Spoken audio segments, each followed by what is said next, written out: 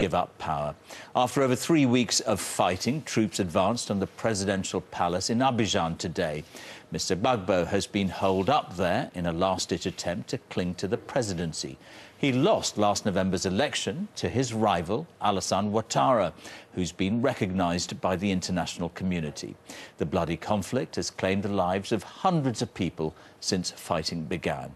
From Ivory Coast, our Africa correspondent Andrew Harding has sent this report.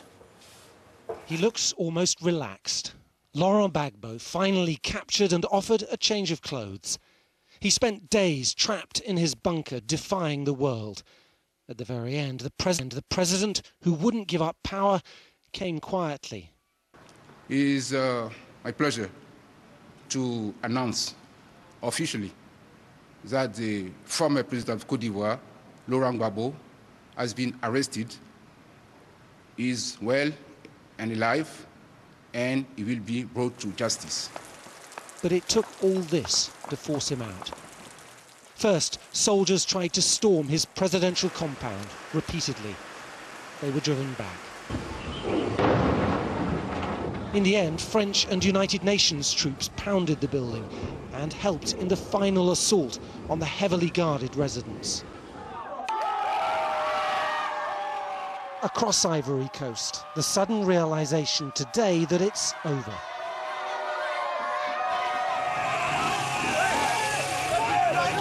Well, the news is just spreading in this neighbourhood, and as you can see, people here delighted. They've had months of uncertainty, weeks of conflict, but now it seems Laurent Gbagbo is gone. People have started to celebrate. Mr. Gbagbo still has support in parts of this country. There will be tension in the days ahead, but right now, the relief is widespread. I'm very happy. Is this the end of the war? Yes. Are you sure the war is finished now? No, the problem is finished now. The snake's head has been cut off, says this soldier, convinced that Mr. Gbagbo's armed supporters will now stop fighting. Much depends on this man, Alassane Ouattara, the winner of last year's presidential election. His forces have been accused, like Mr. Gbagbo's, of committing atrocities. Now they must try to bring stability and allow a shattered economy to recover. It's been a grim few months here, another tough test for African democracy.